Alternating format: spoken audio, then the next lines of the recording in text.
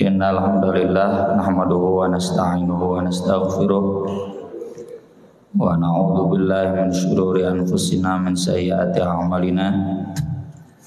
Asyhadu an la ilaha illallah wa asyhadu anna Muhammadar Rasulullah sallallahu wasallam alaihi wa ala alihi wa sahbihi wa man tabi'ahum bi ihsan, amma ba'd.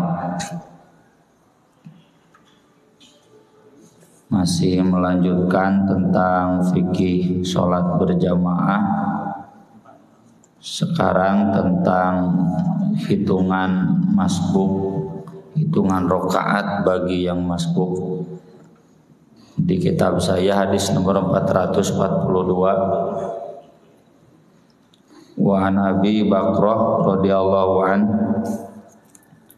dari Abu Bakrah radhiyallahu an, annahu bahwasanya dia intaha sampai ila Nabi sallallahu alaihi wasallam,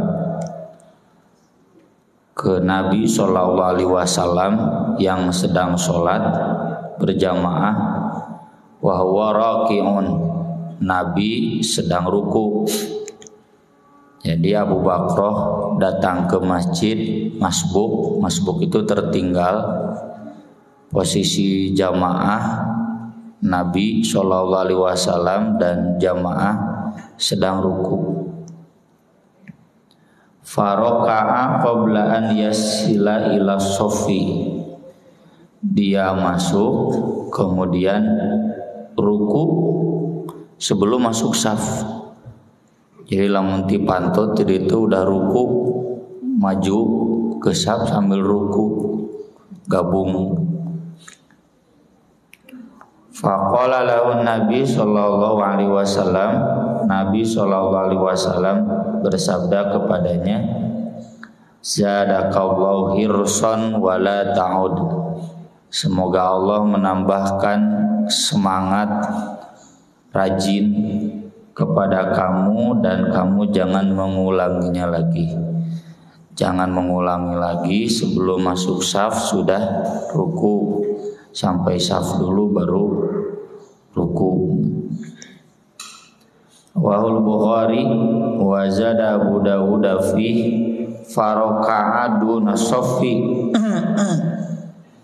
Kalau di riwayat Abu Dawud disebutkan Abu Bakrah ruku sebelum sampai saf, thumma masya ila saf, lalu berdiri sambil ruku menuju saf. Yang jadi pertanyaan, mengapa Abu Bakrah maksakeun ruku? Ini kata para ulama jumhur, karena Abu Bakrah tahu yang masbuk itu asal dapat ruku, kaburu kene ruku, itu dihitung satu rokaat. Rokaat itu, ar-rokaatu itu artinya ruku, disebut ruku, rokaat lantaran standarnya ruku. Dan ini dikuatkan oleh hadis-hadis yang lain yang saling menguatkan. Contohnya man adrokal imam wa huwa ruku, tuh mendadak lupa deh. Man adroka ruku'an faqad adroka rok'atan, siapa yang keburunya adrokat, mampu menyusul ruku, mendapatkan ruku, maka dia mendapatkan satu rokaat. Kemudian asar-asar sahabat ya, banyak yang saya tulis di website atau by institute ya, seputar fakta ilmiah masbuk mendapatkan ruku.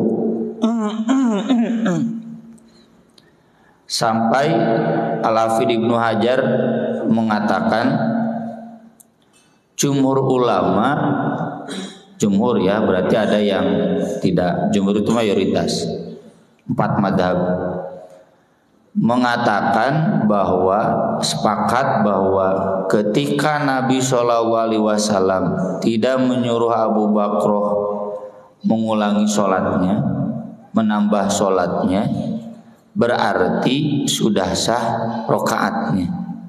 Beda dengan hadis yang awal dulu bab sholat, sahabat nepikeun katilu kali balikan, cek Nabi sholat di, kamu belum sholat, sholat lagi, kamu belum sholat, karena dia sholatnya cepat. Itu tidak sah. Tapi kalau orang yang masbuk mampu menyusul ruku imam, maka itu dihitung satu rakaat. Siapa yang berbeda dari jumhur, kata Ibnu Hajar, Abu Hurairah, beliau tetap mengembalikannya ke dalil tentang Al-Fatihah.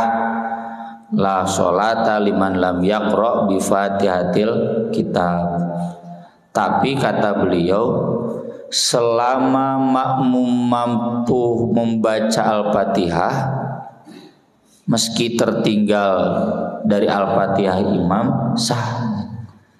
Karena Abu Hurairah di antara yang berpendapat bahwa tidak sah sholat bagi orang yang tidak baca Al-Fatihah itu berlaku bagi imam dan makmum. Makmum bagi kudu maca. Kapan bacanya?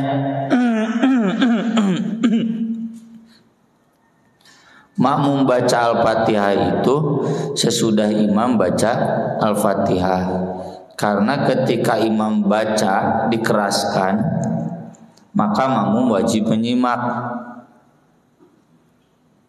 Tapi kalau imam sudah masuk susuratan, kayak tadi misalkan saya baca Al-A'raf, nah itu mah tidak wajib disimak. Yang wajib disimak itu kan Al-Fatihah saja. Maka ketika imam baca surat, makmum baca Al-Fatihah. Atau imam jeda dulu, kata Ibnul Qayyim, walau tolin, amin. Kayak di Haramain kan, jeda lama. Cukup tak jangan Al-Fatihah gancang. Dolin. Beres. Baru imam baca susuratan. Termasuk juga Nabi kadang ada jeda sebelum ruku, ya, beres baca surat, mareng hapola lalu ruku.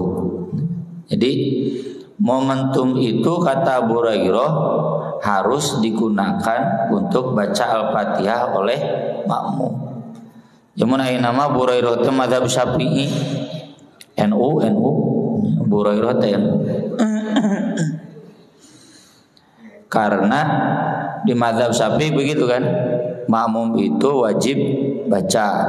Cuma ketika imam bacanya keras, makmum menyimak dulu. Kalau imam sir maka ya duhur asar, makmum baca we gabredkeun gitu.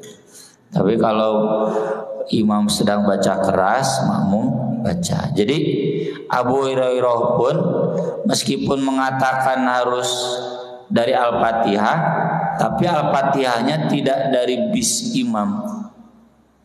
Tetep Bismillahirrahmanirrahim.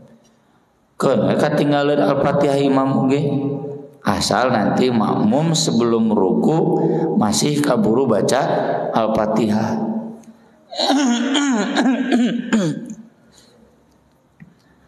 Nah, lalu yang ketiga ada yang baru. Yang baru itu yang tadi, kalau ketinggalan bis, udah ya ketinggalan bis. Bis itu bismillah. Allahu Akbar. Bapak Bismillah magis Allahu Akbar, bisna tinggalan. Maka itu ketinggalan bis. Ketinggalan bis artinya tidak dihitung satu rakaat, karena menurut pendapat ini bahwa Al-Fatihah itu dihitung, rakaat itu dihitung dari Al-Fatihah, dan makmum wajib menyimak Al-Fatihah. Kalau imam jahar tidak wajib baca, bahkan nggak boleh baca, harus menyimak. Itu mazhab Syekh Albani juga demikian, Hanbali. Jadi kalau imam jahar kita nggak boleh membaca, harus wajib menyimak, kecuali kalau sholat duhur, sholat asar atau rakaat ketiga, rakaat keempat makmum wajib baca. Kalau wajib menyimak ya sudah, nggak ada kewajiban baca karena Al-Fatihahnya sudah diwakili oleh imam. Ini mazhab Hanbali, mazhab Salafi. Jadi kalau ketinggalan bis, udah ketinggalan rakaat, maka pas datang bismillah, nggak senai musa batang heula. Ngarokok heula cenah geus tinggalin.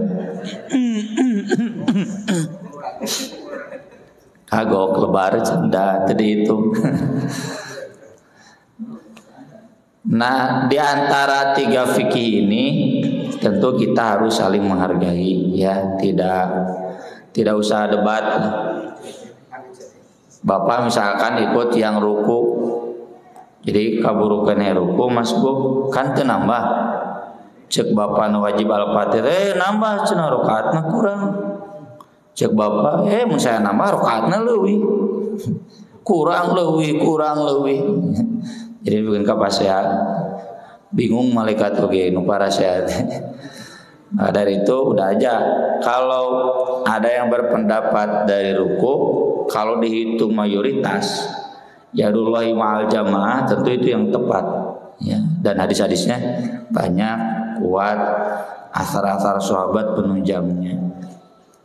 Kalau yang mau ikut Al-Fatihah, kalau boleh saya usul minimal ikutnya Abu Hurairah.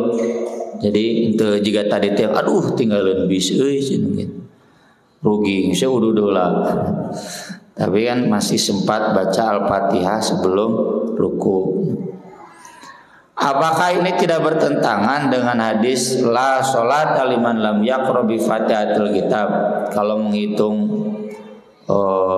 masbuk rokaatnya dari ruku, jawabannya tidak. Hadis-hadis Nabi nggak boleh dipertentangkan. La sholat liman lam yaqra bi Fatihatil Kitab itu kan dalilnya umum. Secara umum sholat itu dihitungnya dari Al-Fatihah, kecuali bagi yang masbuk masih kaburu ruku, maka itu sah satu rakaat. Bagi masbuk yang ini wajib Al-Fatihahnya di rakaat berikutnya. Hitung ada pemahaman anu penting kaburu ruku, pas Al-Fatihah keluar heula, ke masuk deh ruku gitu. Rakaat katilu keluar heula, oh eta mah enggak boleh, tidak sah. Jadi kewajiban baca Al-Fatihahnya itu ada di rakaat kedua, ketiga, keempat. Untuk rakaat pertamanya ada rukhsah, ada keringanan karena dia masih dapat ruku bersama imam. Dan bacaan Al-Fatihahnya sudah diwakili oleh imam, kan ini sholatnya berjamaah. Jadi fikihnya seperti itu kalau mau pakai madhab jumhur. Tapi sigana di dia bapak-bapak pasti milih madhab jumhurnya. Soalnya ngarate nambah deh.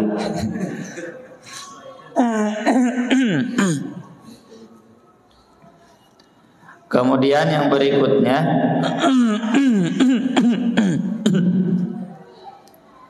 dari Wabisa bin Ma'bad radhiyallahu an, anna Rasulullah sallallahu alaihi wasallam ra'a rajulan yusalli khalfa shaffi wahdah.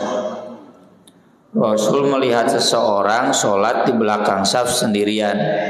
Ini saf pertama penuh, dia yang masbuk sholat sendirian di saf kedua. Belum ada yang lain yang menemani. Fa'amarahu an yu'idas sholat. Maka Nabi menyuruh dia untuk mengulangi sholat. Sholat di cenetesah. Jadi orang yang sholat sendirian di belakang saf, di safnya dia sendirian kayak imam, itu tidak sah. Masih riwayat Ahmad dari Tolak bin Ali radhiyallahu anhu, di sini jelas kata Nabi la sholata limun faridin khalfas shaffi. Tidak sah sholat bagi yang munfarid. Munfarid itu kan sendirian di belakang saf, ya. Saf katilu sorangan itu enggak sah sholat. Kemudian di riwayat At-Tabrani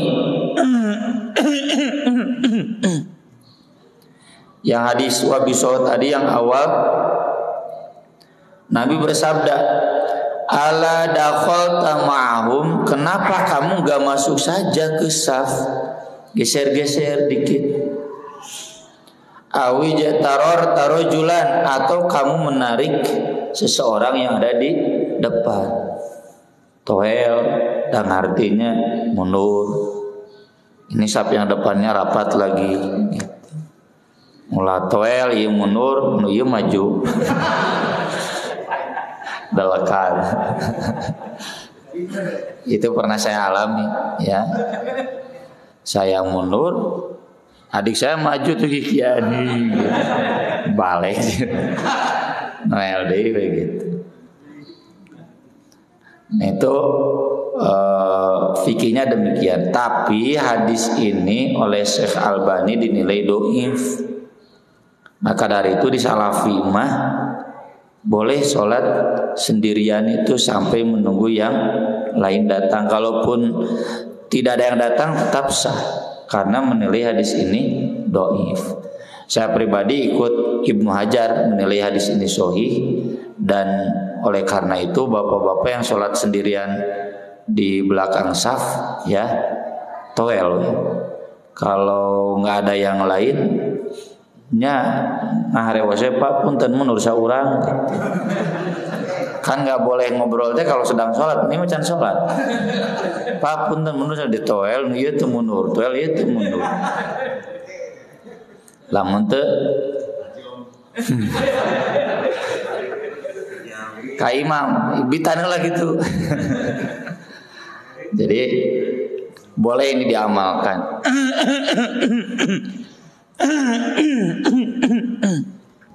Cuma ya tadi kalau kita lihat ada rekan yang begitu sendirian, lalu kita mundur dikahareupeun deui, ya udah nggak usah berdebat. Berarti dia yang berpendapat boleh sholat sendirian di belakang imam. Pertanyaannya, apakah tidak bertentangan dengan hadis Abu Bakrah yang tadi? Abu Bakrah tadi kan ruku di belakang saf, lalu maju. Kata Ibnu Hajar, yang gak boleh itu sholat sendirian di belakang saf sampai beres rokaat itu. Jadi Abu Bakar kan meski sendirian tapi kan langsung maju.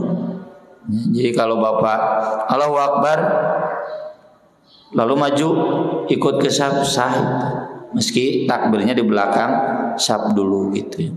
Kalau ini sendirian sampai beres rokaat itu, maka rokaat itu tidak dihitung sah. Dihitung sahnya ketika dia sudah ada teman yang lain. Kemudian yang berikutnya dari Abu Hurairah radhiyallahu anhu qala Nabi sallallahu alaihi wasallam,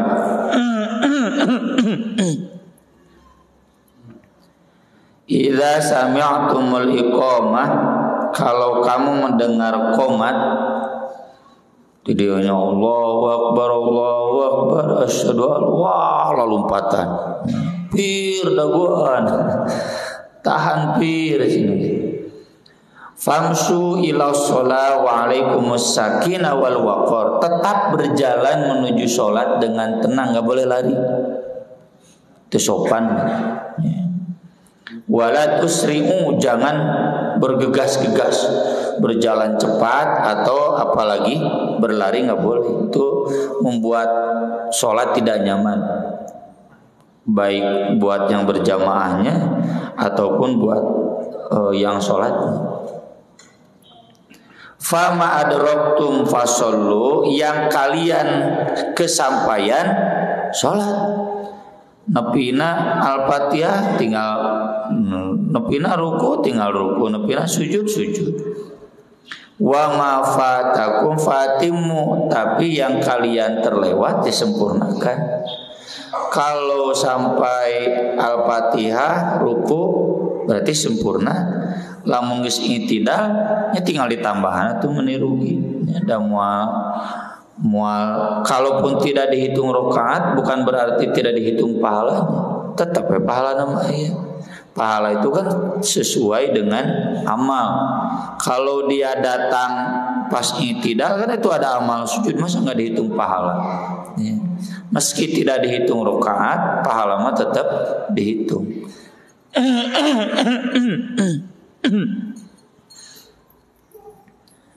Kemudian berikutnya dari Ubay bin Ka'ab radhiyallahu taala anhu qala Rasulullah sallallahu alaihi wasallam, sholatur rajuli ma'ar rajuli azka min sholati wahdahu. Sholat seseorang dengan seorang yang lain berdua itu lebih bersih daripada dia sholat sendirian. Lebih bersih teh naonna? Teu malaweung nya, setan susah menggoda, kalau lupa ada yang mengingatkan.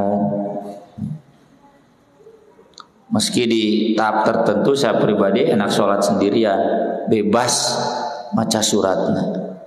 Pernah di satu masjid saya sholat, jol aya nu nuturkeun, maneh mah bet nuturkeun urang ngajero hate. Meureun teu kuat lila teu ruku-ruku mundur. Jadi kadang kita karena ada yang berjamaah jadi dipercepat bacanya. Wa sholatu ma'ar rajulaini azka min sholati ma'ar rajul.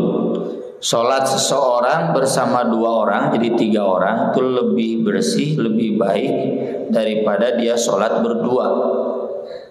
Wa makana aktsara fa huwa ahabbu ila Allah azza wa jalla. Yang lebih banyak dari itu, maka itu lebih Allah cintai.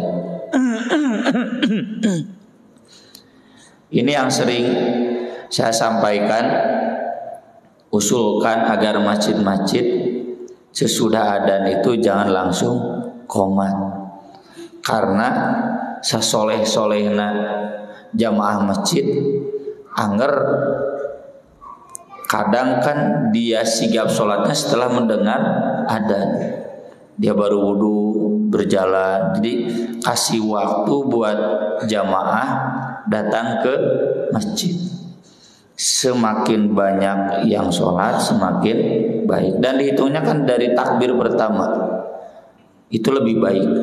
Meski kemudian kayak cenah kabar ruku tetap ya kan lebih sempurna dari awal, itu lebih baik. Dan ada standarnya kan, kayak di sini misalkan 12 menit sesudah azan, udah kan, sesudah itu nggak ada lagi. Jadi can ada no masbuk mah aya wae, ada standarnya. Kalau standarnya 5 menit, kalau di saya 10 menit dari adzan. Tunggu beak teteh, nggak ada lagi yang datang. Kita bisa sholat berjamaah dalam jumlah yang maksimal. Beda aja di Masjidil Haram, bernya tulu ya, mun teu komat-komat tulu, mual beres-beres. Ya kalau di masjid kita ada batasnya. Kalau standar misalnya 5 menit, biasanya sakit itu udah nggak ada lagi yang datang. Hadis berikutnya dari Ummu Waraqah radhiyallahu anha, anna Nabiyya sallallahu alaihi wasallam amaroha anta umma ahla dariha. Nabi sallallahu alaihi wasallam memerintahkan Ummu Waraqah, ini seorang ibu-ibu, untuk mengimami keluarga yang ada di rumahnya. Keluarga yang ada di rumahnya itu ada anak laki-laki, ada hamba sahaya laki-laki, dan ada orang tua kakek-kakek laki-laki. Jadi ini jadi dalil boleh seorang perempuan mengimami laki-laki tapi di rumahnya. Dan tentu kembali ke dalil yang umum, perempuan itu yang paling hafal Al-Quran, paling bagus bacaan Al-Qurannya. Kalau di masjid nggak boleh, harus tetap laki-laki. Ya kalau mana ada cenah dalilnya imam boleh perempuan makmum laki-laki khusus buat di rumahnya sendiri. Ini dalilnya Ummu Waraqah. Kemudian hadis berikutnya dari Anas radhiyallahu anhu, anna Nabiyya sallallahu alaihi wasallam, Nabi sallallahu alaihi wasallam kalau safar istakhlafa bana Ummi Maktum. dia mengangkat pengganti Ibnu Ummi Maktum, ya ummun nas, untuk menjadi imam jamaah sholat, wa huwa a'ma, dan dia orang buta. Karena orang buta tidak wajib perang kan? Laisa 'alal a'ma haraju wala 'alal a'raji haraju wala 'alal maridi haraj. Orang sakit, orang buta, orang pincang tidak wajib perang. Kalau Nabi berangkat perang, kan semua yang sehat wajib ikut, fardu ain. Makanya Nabi tidak selalu berangkat perang karena takut memberatkan umatnya. Kalau Nabi berangkat perang, semua lelaki yang sehat haram tidak ikut, wajib ikut. Nah, ketika Nabi berangkat perang, semua yang sehat berangkat, tersisa yang sakit kan, yang sakit, yang pincang. Maka yang mengimami sholat di Madinah itu Abdullah ibnu Ummi Maktum. Ya. Ini jadi dalil orang yang buta, orang yang cacat boleh menjadi imam. Bahkan termasuk kalau misalkan pakai kursi roda nggak bisa berdiri boleh. Makmumnya boleh berdiri, boleh duduk.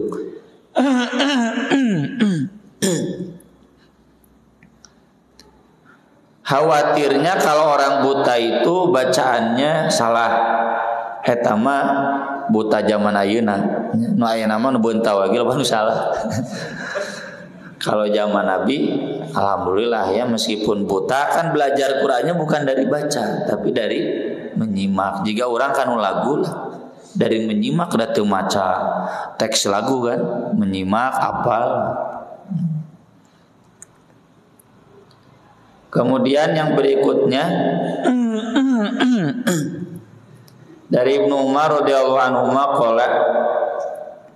qala Rasulullah sallallahu alaihi wasallam, "Shallu ala man qala la ilaha illallah." Salatkanlah jenazah yang masih meyakini la ilaha illallah, meskipun dia orang PDIP, Gerindra, Golkar, pendukung Ahok.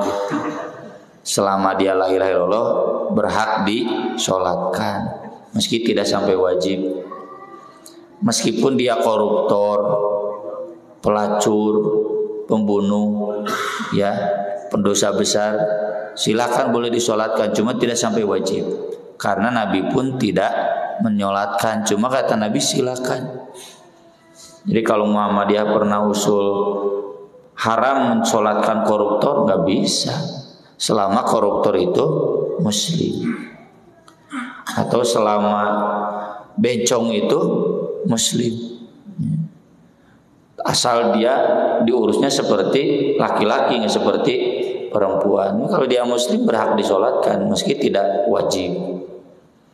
Wa sallu khalfa man qala la ilaha illallah, dan solatlah di belakang orang yang masih meyakini la ilaha illallah. Jadi jangan kita solat di belakang orang kafir.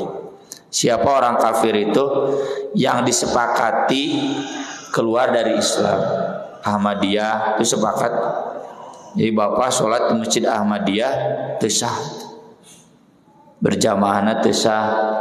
Sholat nama temenang sholat di Masjid Diror kan, di masjid yang dibangun untuk menghancurkan Islam. Di masjid Syiah nggak boleh. Mun bisa mancurkeun asal tong kanyawan ku polisi. Kan kulantaran pasti kanyawan ku polisi ditewak, ya udah biarkan saja.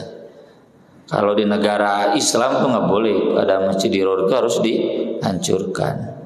Masjid yang memang digunakan untuk menghancurkan Islam. Syiah itu kan menghancurkan Islam, Ahmadiyah itu menghancurkan Islam. Kemudian hadis terakhir dari Ali bin Abi Thalib radhiyallahu taala anhu, qala Rasulullah sallallahu alaihi wasallam, idza ata ahadukumus shalah, apabila salah seorang di antara kamu datang kepada salat, wal imam ala hal, dan imam dalam satu keadaan, falyasna kama yasnaul imam, lakukanlah sebagaimana yang dilakukan oleh imam. Kalau imam sedang ruku ya ikut ruku, imam sedang sujud ikut sujud. Meski memang nanti khilafnya takbirnya Allahu Akbar ke sini atau Allahu Akbar langsung ruku. Ini nggak ada penjelasan detail ya, dalil yang sharih yang tegas. Maka dari itu dua fikih ini tidak bisa saling menyalahkan karena masih statusnya ijtihad. Saya pribadi memahami takbiratul ihram itu sampai sini, baru ruku ke bawah gitu. Tapi ada ustaz yang lain langsung Allahu Akbar centina hadis lagi langsung. Kalau saya pribadi memahami setiap sholat itu harus takbiratul ihram. Takbiratul ihram itu ya begini, Allahu Akbar. Begini dulu, baru kemudian ruku, baru kemudian i'tidal, mengikuti gerakan imam. Dan yang masbuk pun begitu. Meskipun dia tidak sedang tahiyat awal karena baru satu rakaat, imamnya sudah rakaat kedua tahiyat awal, ikut saja tahiyat awal. Meskipun dia tidak harus tahiyat akhir karena baru rakaat ketiga, maka dia harus ikut tahiyat akhir sampai beres imam ikuti. Nanti beres imam baru dia memisahkan diri menambah rakaatnya. Sekian pembahasan fikih sholat berjamaah dalam kitab Bulughul Maram. Mudah-mudahan bermanfaat. Mohon maaf atas kekurangannya. Kalau ada pertanyaan, mangga saya persilahkan. Mangga. Kalau misalnya masuk terus di misalnya kita akhir-akhir ya. Nah itu nanti si imam yang masuk itu posisi duduknya mengikuti imam apa? Kalau pakai hadis ini mengikuti imam. Jadi kayak tadi lah, bapak itu tidak tahiyat awal, tapi ikutnya tahiyat awal. Kan bapak misalnya yang masuk baru satu rakaat kan nggak ada tahiyat awal. Tapi karena imam tahiyat awal, pakai isyarat lagi, ya bapak lagi pakai isyarat. Tong pada ada abdi mulai tahiyat awal kieu tetap pakai isyarat mengikuti gerakan imam. Demikian hal juga dengan tahiyat akhir, karena imam sedang tahiyat akhir, ya kita ikuti gerakan imam tahiyat akhir. Iya, duduknya posisinya posisi tahiyat akhir. Yang lain paling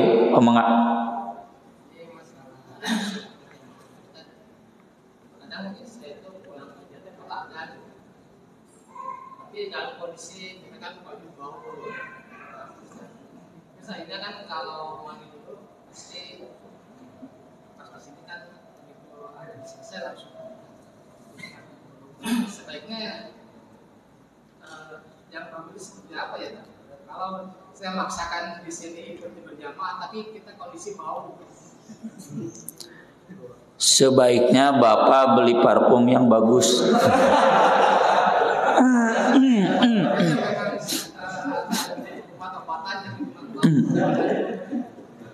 Nabi itu Pak mandinya seminggu sekali, hari Jumat saja, plus mandi junub. Jadi kalau tidak junub Nabi nggak mandi, cuma kalau wudhu setiap saat.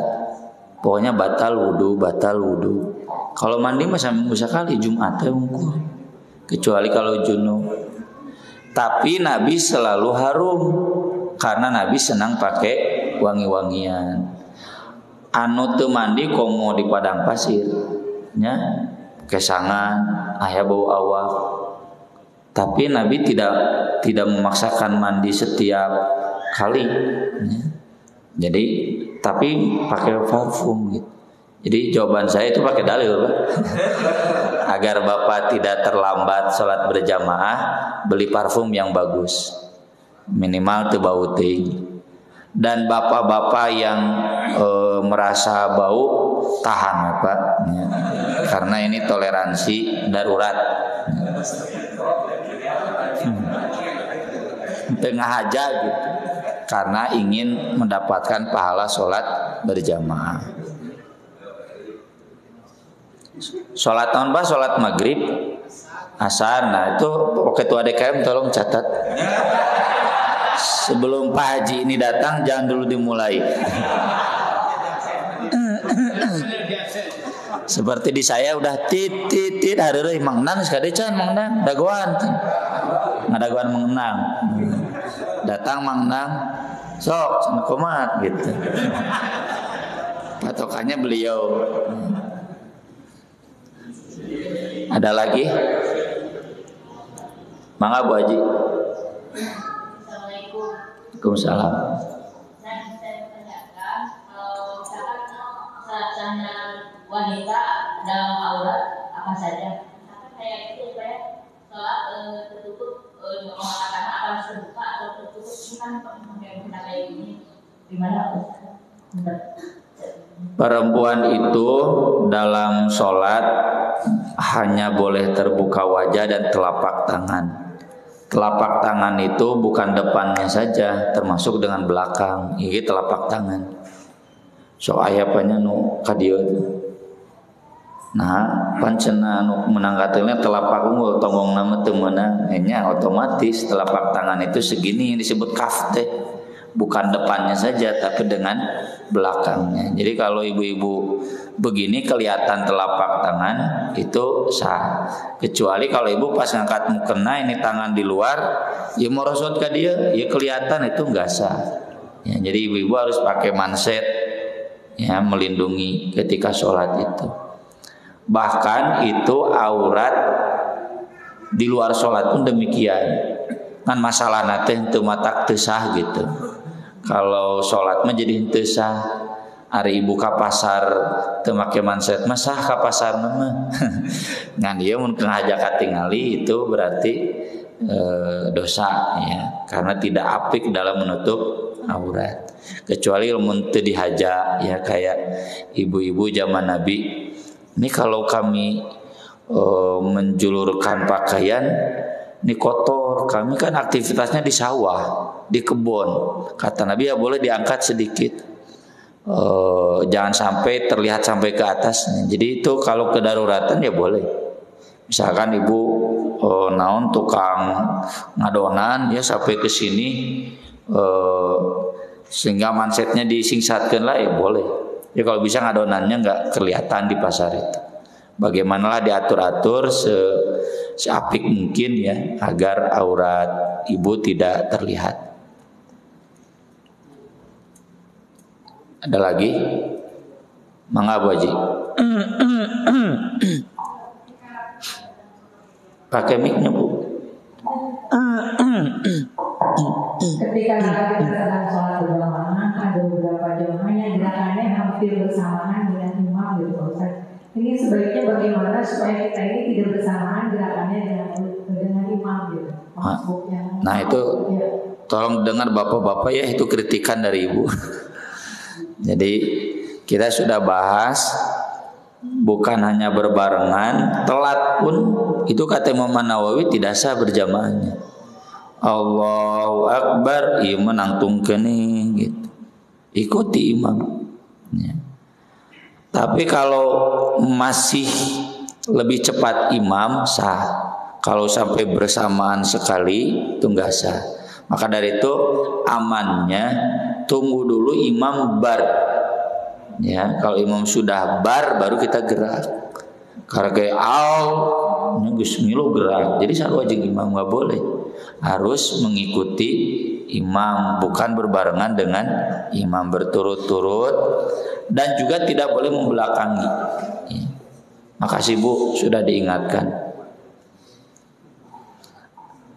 Cukup? Ya kalau cukup baik, terima kasih. Mudah-mudahan bermanfaat. Aku qouli hadza wa astaghfirullah li wa lakum. Subhanakallahumma bihamdik asyhadu an la ilaha illa anta astaghfiruka wa atubu ilaik. Wassalatu wassalamu ala Rasulillah. Wassalamualaikum warahmatullahi wabarakatuh.